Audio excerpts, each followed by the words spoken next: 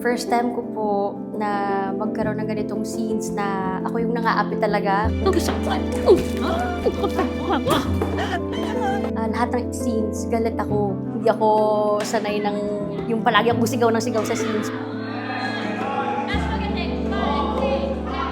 First Lenten ko po yung parang nasa prison kami. Yun talaga yung dapat naiyak ako, but I really had a hard time. So ngayon, sabi ko nababawi ako. So tinulungan naman po ako nila Kuya Wally, nila Ate Mals, and it's such a good way to burst out your emotions kapag meron kang mga co-actors na tutulong sa'yo. Malis ka na. Hindi Malis po! ka na. Hindi! Hindi po! Siyempre, kung na-excite ako nung una, mas na-excite ako ngayon kasi siyempre, ibang role ang gagampanan ko. First time ko po talaga nasampal sa totoong buhay. Nakakatawa yung gusto ko sana umiyak kaso parang nagulat ako sa sampal.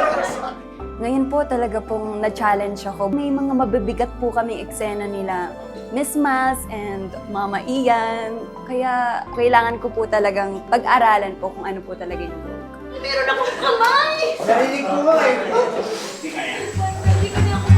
Na-excite din po ako kasi makakasama ko po yung mga Dabber Cats. And we can make the property accessible and competitive in the market. Tinuturuan niyo ako.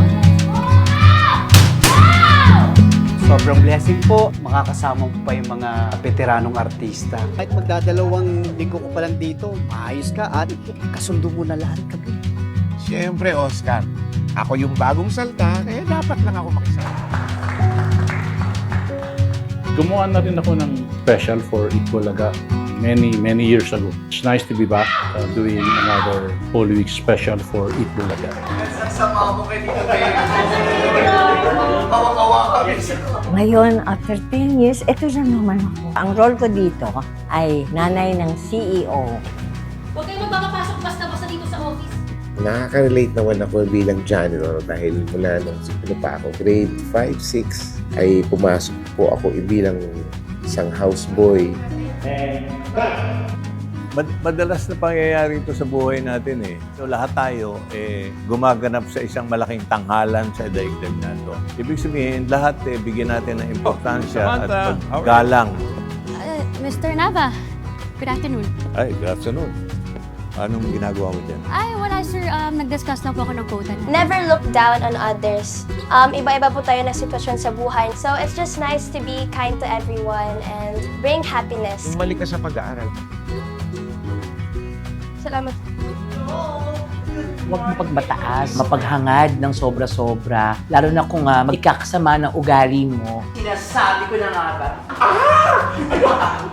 Kahit kung anong posisyon mo, boss ka man, janitor, dapat po meron kang respeto sa kapwa mo. Kinakailangan magpakumbaba na lang kaysa sa mag-react pang hindi maganda. Ang daming pangaral. Yung magandang trato sa kapwa, yung respeto. Sa kahit na anong estado mo sa buhay mo, hindi mo dapat tinitignan ng, ganito isang tao, kanya dapat pantay-pantay yung tingin mo sa kanila. Napaka-importante talaga ang pagtsatsaga, sipag, dedikasyon at susumikap. Kailangan gawin natin ng maayos ang trabaho natin na may katapatan.